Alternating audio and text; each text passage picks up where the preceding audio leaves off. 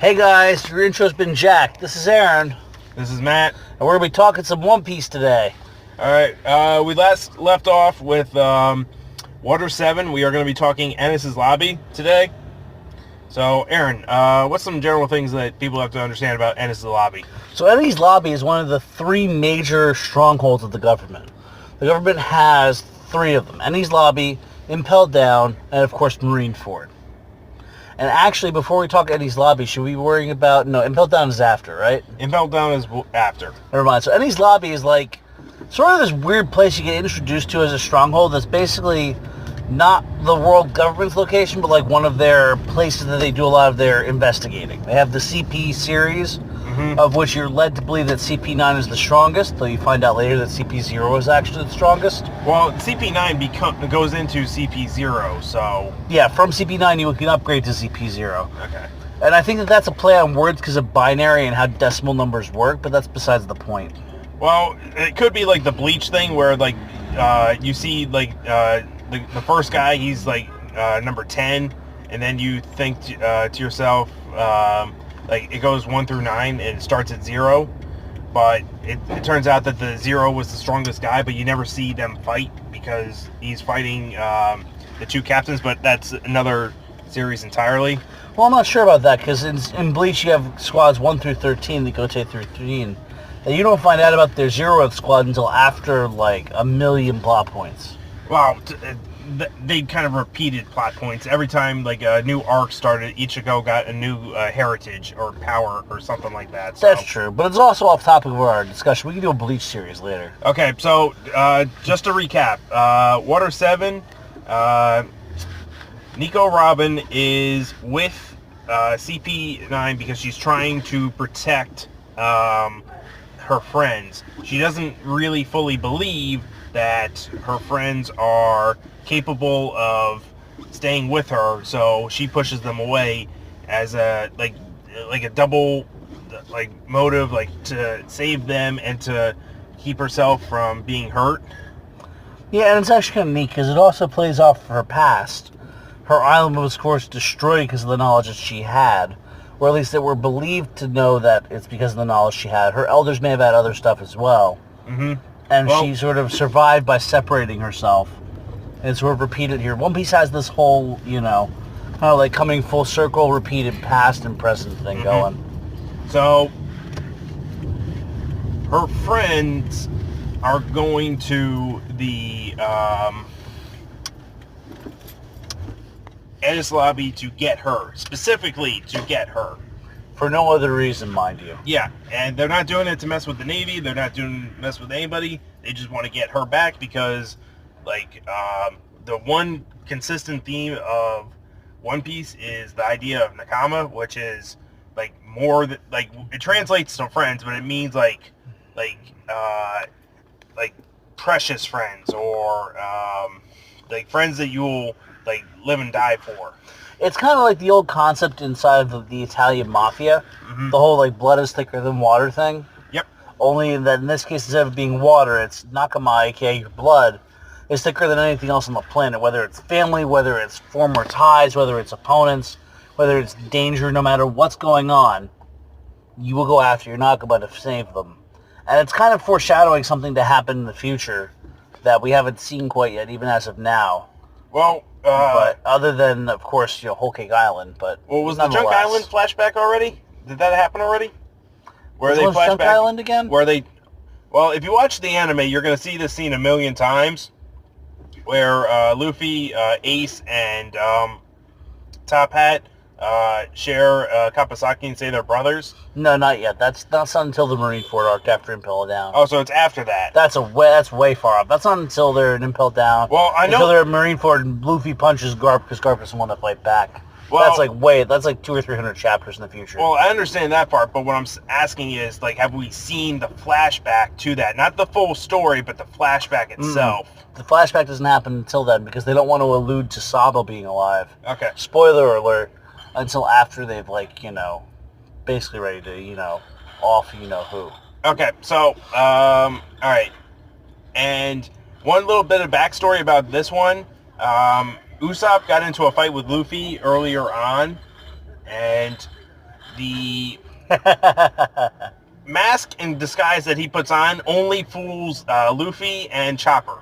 I thought it fooled Zoro too. I'm not sure if it fooled Zoro or not. I know like Zoro is like one of the more dense members of the party. More dense? You mean the dense? No, I think Luffy's pretty damn dense. So yeah, but Luffy doesn't get fucking lost every 25 seconds.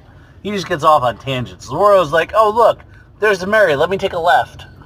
Yeah, he gets like the running joke with Zoro is that he gets lost everywhere. So there's that, and CP9 in the past arc either held its own or beat. They beat, for the most part, everybody else. At a minimum, they beat the Straw Hats. Well, they were the guys like Straw Hats that actually put up a fight, but the shipwrights, like now spoiler alert, several of the shipwrights and the secretary ended up being CP9, and they betrayed pretty much all their friends that they made in Water 7. So, was anybody from the shipwrights with them in the group, or was it all Straw Hats? I think it was all Straw Hats. Now, how did they get there? Was it the Mary? How did they get where? How did they get to Enies Lobby? Was it the Mary? They took the train. Okay, so they took the train, or they walked on the tracks, or whatever they did. No, they took the train, and then they were like, oh, I'm out of here. Uh-huh. All right, so... And then they took the train back, I think.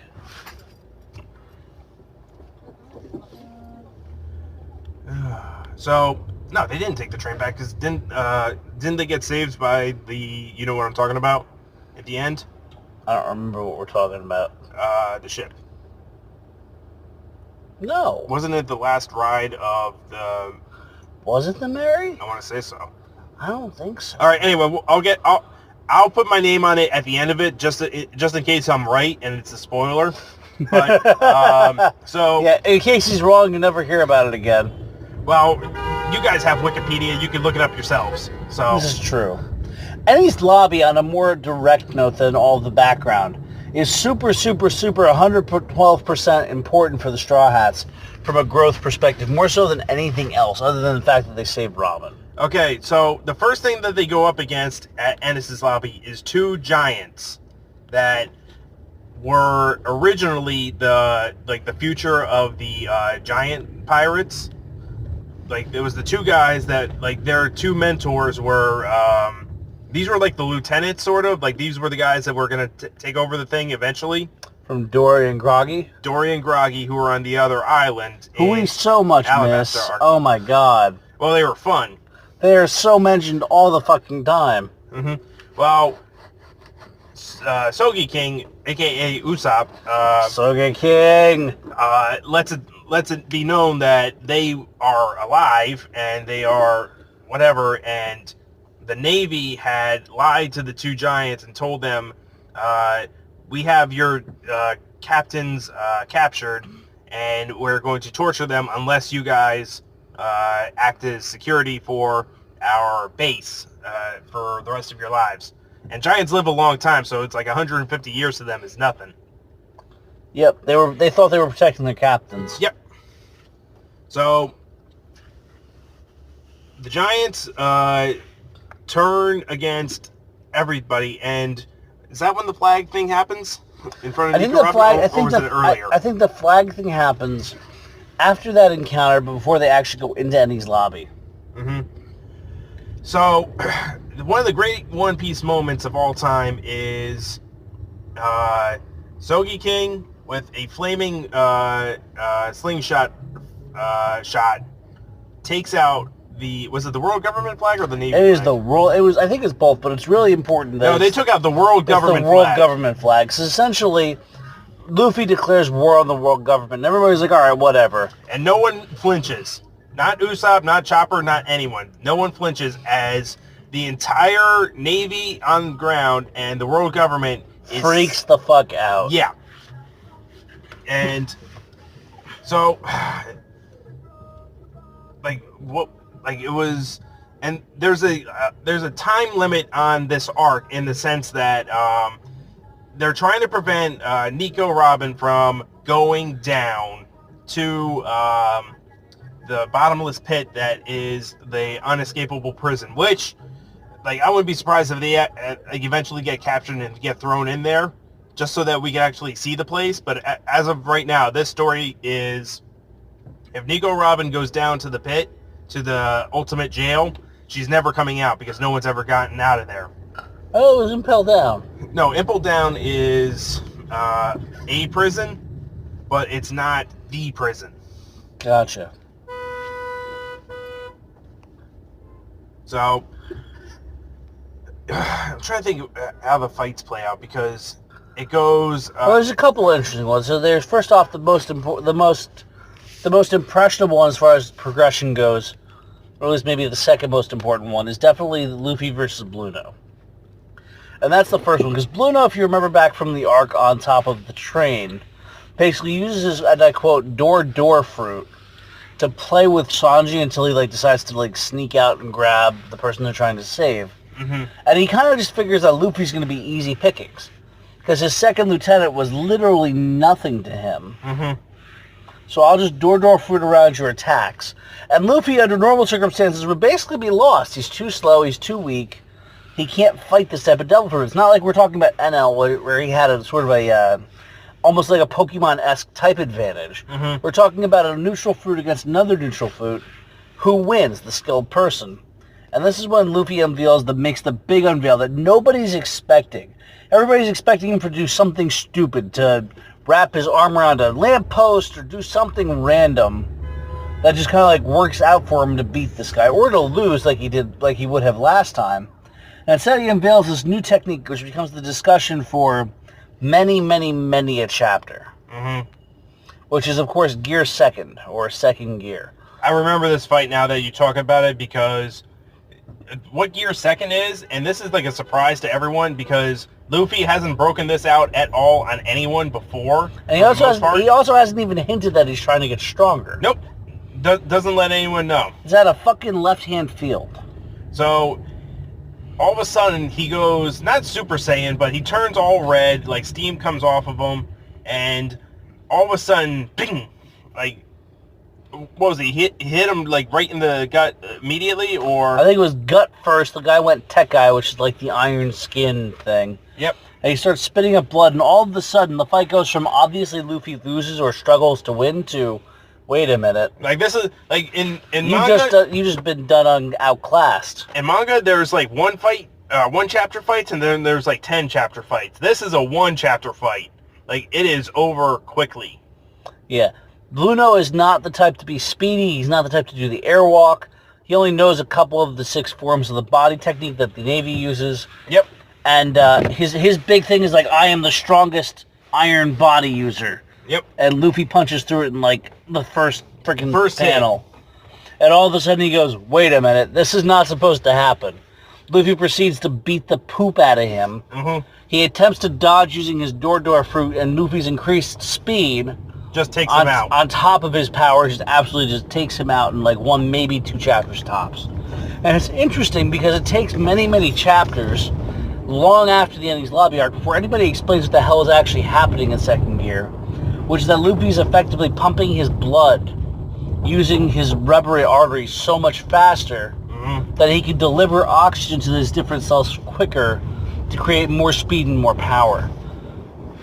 So, the next major fight is really the gang versus the CP9.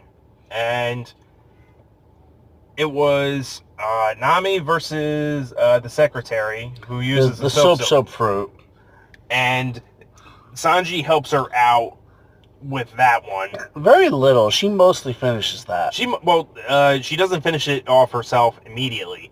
So then it was Giraffe Man versus Zoro. Yes, the Yontoryu versus the Santoryu. Yep. Which is, say what you will about this book, but, the guy who, Oda, he has a sense of humor when he's doing these things. Oh, yeah. He'll throw in actual comedian references as villains or heroes. Mm-hmm. So... that he will. Then it was who did Usopp go after? I don't remember who Usopp, whatever. I feel like Usopp just kind of was like playing support role this entire I think Usopp time. was with the Giants up against like the regular Navy folks. He wasn't like up against anyone in particular. No, his major job was to burn the flag. Well, he did that, but I'm trying to think of if he I did. can't remember anything else major that he did. Well, so Chopper, who did he? Was he with Soki King or? I don't remember, but I remember Chopper like went full monster, Mm-hmm. and everybody like freaked. So there was that. And Frankie was up against. Frankie was also kind of captured because he had the plans to Neptune. Okay, so he was captured as well. Captured not in the sense of like full on like handcuffs, but like he wasn't on fighting shape. He was like, hey. Was he making a ship back in Water 7 or no? No, he was definitely there, but he basically told the Navy, I've kept these plans because I'm afraid that someone's going to read them and we're going to need to defend ourselves. Mm-hmm. I trust Nico Robin now because I've seen what she's willing to go through. Fuck all of you, I'm burning this shit. Yep. So the fights are, with the exception of Luffy versus Lucci, they're not very spectacular. Nami does a good job of winning like through craftiness and not necessarily like raw strength. And inspiring a lot of Dojins. Mm-hmm. Yes. I think this is the arc where Oda says hell with it. Like if they want to rule 60, what is it, rule 69, or like if it exists, there's porn of it. I think so. So, alright, something. Alright, so looking for signs for the West Side Highway. Yeah, we're also driving in New York City, so this is a little, us. I'm not holding a cell phone or anything, so I'm fine. But just Yeah, no, that's my job. Yep, just like I figure if I go west enough, I'm gonna hit the coastal highway. So Yeah. okay, so Or Broadway. the did Zoro win his fight against the giraffe by himself? Zoro won. Sanji becomes useless against the soap lady. Yeah, because he won't hit a woman. Because he wanted to hit a woman. But he distracts her enough that Nami can pull some BS through. Yep. Sogi King's dealing with the Giants and just, like, sniping shit. Mm-hmm. Frankie's, like, getting his crap together. Yep. I think he went Centaur mode back on the train, but he hasn't done much since. And all of a sudden you get Luffy fighting Lucci, which I guess everybody expects, because A, Luffy's fight ended way too quick to be the end of the arc, and B, like, the boss versus the boss is kind of how all of the One Piece arcs go. I mean, even if you go back as far as when we talked about, Nami's home village against Arlong, Yep. Everybody fights everybody, Luffy always fights the boss. Well, what always amazes me is, like, the consistency of, like, Luffy always pulls out a new trick, but when you go back and it's like, really? Don Krieg lasted a few episodes. He could have, like, busted that shit out, like, then and made it a little quicker. So, there's, like, a third gear that you're kind of, you don't know it's third gear, but Luffy has this thing where he takes out a giant steel door, and there's a downside to it. And it's kind of hinted at. There's a real downside to this technique that he... At least for now. So, Luffy versus Lucci. Lucci is stronger and faster and better trained, and like he is He's the favorite. He's the favorite, but he's also the Navy's favorite. Like, he's the guy that the Navy believes in, almost as if he was like the future admiral, the future like number one admiral. Because, but he's not the guy on the front of the cover, so he has to lose. Yeah. Well, here's the thing about this. He has an upper hand at one point, and like Luffy has to bide his time till he can recover. So, like, that's like the great thing about this chapter. It shows that Luffy does max out here in terms of he can't go up against someone so strong and win immediately. It's not as simple as that. That's true. Because This is the one where Luffy maxes out, wins, but only after multiple attempts. Multiple attempts, and plus when he wins, he's like a third of his normal size, and he's absolutely exhausted. Oh yeah, like when he uses this And third beat gear, to poop. what he does is he blows into his arm and he inflates it, and then he gets like what's called the elephant gun. But like we just said, he shrinks. Yeah, it's kind of the idea that like rubber bounces back. Mm-hmm. So he gets this massive expansion in power. But in exchange, once it's done, he kind of like, snaps back into size. And he ends up being like a half or a third the size, his normal size for a period of time. At least this iteration of the Gear Third. Until he learns how to handle it properly. And it's sort of almost the first sort of hint at the idea of awakening. Although it's not called that or really said much yet. Mm-hmm. But it's definitely like obvious that, hey, wait a minute. All devil fruits, or at least some devil fruits, have the ability to do more than what they were originally made for. And it's hinted at with Enel a long time before that, when he goes and he takes his lightning and he uses it to melt the gold and use it to form it around an opponent. Mm-hmm. That's not really lightning's function. Well, it's sort of the same idea with Luffy and his Gear Second and Gear Third. Rubber is malleable, it can be made to expand, it can be made to go faster, but there's a downside. Just unlike Enel, he hasn't mastered the downside when he uses it, because why would a blockhead like Luffy ever think of the repercussions? That's not his style. Yep. His style is always to go head first and see what happens and hope for the best. So, Luffy has to beat Lucci, and through just like repeated clashes and eventually like wearing Lucci down, because he is faster and like his slashes like affect Luffy because he's actually cutting him and not like punching him so much. Yep. Meanwhile, there's this whole other thing going on with Nico Robin. She has her own fight to go with, in that A, she wants to have to admit that she wants to be saved, and B, she has to go up against one of the guys that took down O'Hara in what was it, Code Red? I think so, yeah, the Code Red. It was either, it's like Code Red, or it's like another military term where like 7 battleships like just show up and like demolish everything. And actually, as part of Nico Robin's fight, we get sort of this first hint at the concept of Dr. Vegapunk. Mm-hmm. Because the guy who is in charge of CP9, who is not a particularly strong fighter, has a sword that quote-unquote ate... the elephant fruit. Yeah, the elephant fruit. And, of course, everybody's initial reaction is, but what the hell are you talking about? Swords don't eat fruit. What are you smoking? Well, that's not the first time we've ever seen, like, an inanimate object with a devil fruit, because... When else did that happen? Remember in the Alabasta arc, the guy who had the dog... We're not sure if it was the dog that ate the gun fruit, or if it was the gun that ate the dog fruit.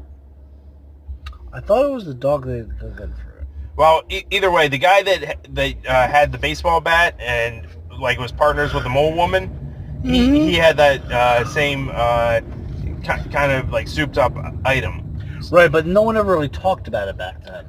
Well, they mentioned what it was, but they didn't say how. They didn't mention it, but they didn't say it was a Vegapunk like concept. But I think, if I remember correctly, and I could be wrong, they mentioned the idea of there being some scientist or someone who's advanced in the military that's capable of making weapons. I think Vegapunk was like referenced, but I don't think he was like named in that moment.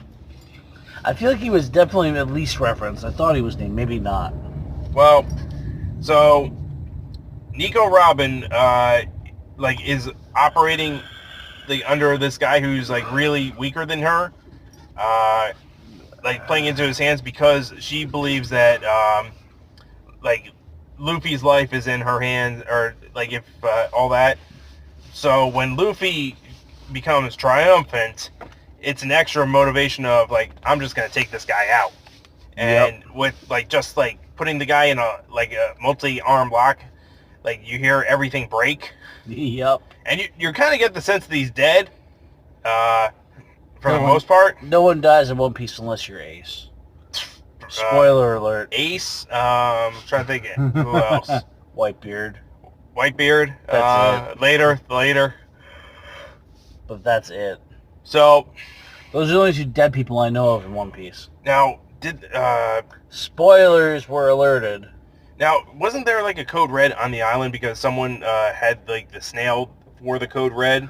Yeah, and that was sort of part of the whole idea is they reveal Robin's past because they call a code red on Enies Lobby. And that makes Robin go, oh, wait a minute, I remember that. There was a code red on O'Hara. Mm-hmm. So they do a code red on Enies Lobby. And it's kind of hilarious how they do it because I don't think they intentionally set it off. I think, I'm trying to remember how it works, but the Straw Hats have to get Robin, have to get out of there, and lo and behold, like, what I was talking about before, what I think happens is the Mary shows up and saves them because they can't make the train. I think the train left with other people before they could get on one back to Water 7. And the emotional like high point for that one, aside from like the flag burning, aside from Nico Robin like with tears in her eyes, just saying like Luffy, save me, all that. So was they realized that the Going Merry can't be saved, like through Clubotterman, through like the will of the ship itself. Like it came and got them.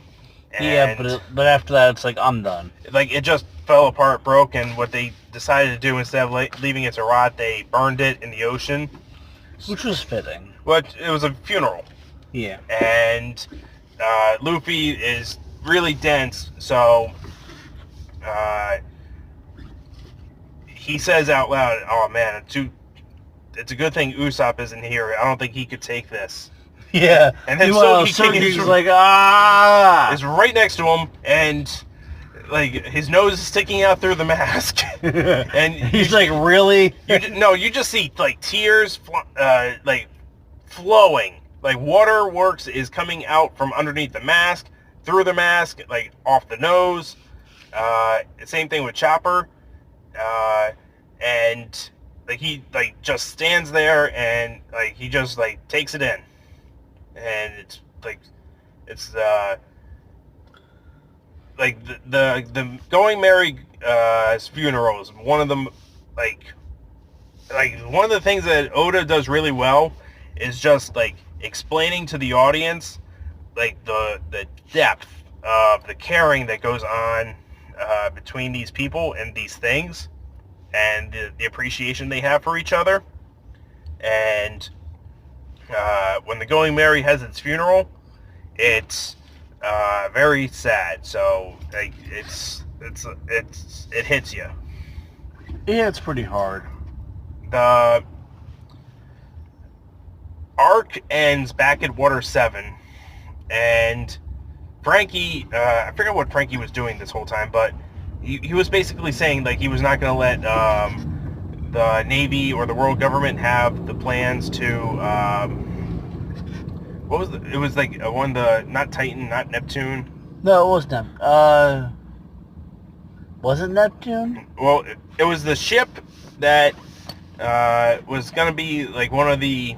Right. I thought it was Neptune. No, but that's Shirahoshi. Like an unsinkable, unbeatable ship. I thought it was Neptune. Is it not? I couldn't tell you. I'm not sure. But, he has one of the ancient weapons in the minimum. That's what it is. It's an ancient weapon. So he destroys that because that's what they were going after Tom, his mentor, for. And,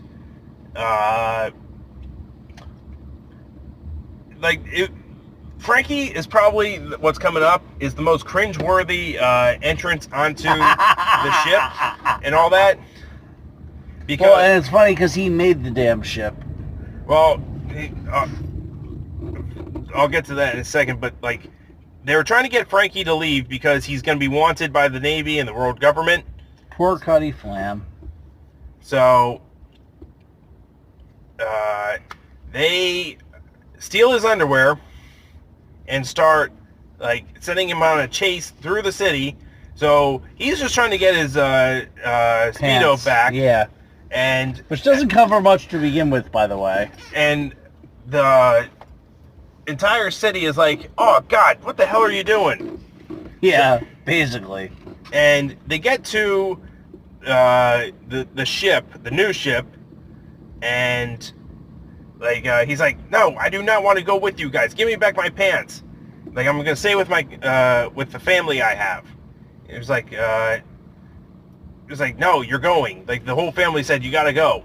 Yeah. So Nico, they're all like, hey, go to safety. So Nico Robin, and this is what gets like this is one of those fanboy debates. It's like Nico Robin uses her devil fruit powers to grab him by the nuts and say, crunch. Are you coming with us? And he's like, yes. So, but like I mean, when they got you by the short and curlies, you do what they say. Well, my question is always going to be, like, if she uses one of her devil fruit hands to do anything, is it actually her hand that's doing it? Oh, absolutely. It is definitely hinted that anything her devil fruit does, she feels. Mm-hmm. So, yeah, like, I'm surprised, like, I don't see more of that on, like, hentai sites. So, because on the hentai sites, Robin's too busy messing with Nami. Okay, so, anyway, the next... Presumably. Alright, the big thing that comes out of this arc, aside from the rivalry with the world government and all that, is that Frankie built a ship with the wood from the tree of Adam, which is the best wood that you possibly can get. He robbed Usopp in the previous arc and got the wood for a ship that he was going to build. So Frankie builds the ship for Luffy and all them, and it's called the 1,000-Year Sonny. Just the 1,000 Sonny, buddy. No, it's the 1,000 Sonny? I thought it was the 1,000. 1,000 Sonny. So the 1,000 Sonny. The ship ready for 1,000 leagues and 1,000 trips. Yep. And it is awesome. It's got submarines. It's got like boats that can shoot off of it. It's one of the best ships in the and it's got like an afterburner boost so that it can just like shoot off into the sky if it wants to. Which of course is built on cola. Yep. Because Frankie is powered on cola and everything. Like that's his cyborg fuel. Yep. And that's kind of the Enies Lobby arc. Well, do you have anything like big things like that happen afterwards? Because I feel like it's a short arc and it's a conclusion to the Water 7, like what Water 7 started. I mean, it's hard to conclude an arc like that. There's so many minute details that you can't even cover that happen in quick succession. I mean, just in a handful of things, we re-established that Nami is smart. We established that Zoro has his ability to become kind of like the demon of Buddha. We established that Luffy is, although stupid as hell, literally dumb as a rock, he's creative as hell as well. And that, you know, everything is still as it should be. Even though they lose initially, they're capable of coming back. Enies Lobby sets up so much future plot, like the problems with Tenbyr Buto, the fact that Luffy is, you know, Dragon's son, who's revolutionary. There's all kinds of stuff that are coming up that this sort of sets the groundwork of everyone going, huh, that makes sense. Really? They mentioned that he's like, was Garp in this one? Garp isn't in this one, but like shortly afterwards. Okay. He finds out who his dad is, and it's like, no, he knows who his dad is. It's just that, like, they say it out loud because Luffy doesn't know who his dad is until Garp tells him. No, he doesn't. Go look at the manga. He goes, I have a dad, and Nami goes, of course you do, idiot. I'm trying. Well, I think I might have been thrown off by either the translation I read or maybe they changed it for the anime. That's what I'm thinking. Yeah, no, because he meets Garp and Kobe and what's his name. Well, he knows. And Garp goes, oh, I heard you saw your dad. He's like, I have a dad. Well, Axehand Morgan's kid is with him. He's like... yeah, I can't remember his name, though. Lucenzo, Lufino. I don't remember. It's like a really fancy, like Italian kind of name for. It's something like that. But the point is that Garp goes, "Oh, Luffy, I heard you met your dad in Lobetown." Mm-hmm. And Luffy goes, "I have a dad," and Nami goes, "Of course you have a dad, you idiot!" and slaps him upside the head in normal manga format. Mm-hmm. And Garp sticks his pinky up his nose and goes, "Yeah, your dad's dragon. But if he didn't tell you about himself, I'll leave that for mystery." And that sets off all of the theorists inside of the One Piece community going nutso. Mm-hmm. So that's like most of Water 7 and Enies Lobby. Water 7 recap and Enies Lobby arc, though. Yep. So. I feel like more than that, we need a whole nother recording. Oh yeah. Well, what came after this? Was it? It wasn't immediately the Impel Down. So it was like it goes. They immediately bring in Brooks, don't they? Enies Lobby goes right into Moria, the Gecko Moria arc. Gecko Moria, and then Gecko Moria ends up in the Shabandi arc. Well, no. And then the Shabandi arc, they split up. And Luffy ends up in Impel Down. So we got a little bit of time before that hits. What's the name of it though? It's not. What's the name of what? The Gecko Moria arc, where he's the warlord that brings things back. But it's like something horror, something. I don't remember the technical name. Well, we'll have that for you next time, folks. It'll be fun. Thank you for listening. Much appreciated, kids and adults and ladies and gentlemen and everybody in between. Peace. Catch you later. Hey guys, your intro's been jacked. This is Aaron. This is Matt. And we're going to be talking some One Piece today. Alright, we last left off with Water 7. We are going to be talking Enies Lobby today. So, Aaron, what's some general things that people have to understand about Enies Lobby? So Enies Lobby is one...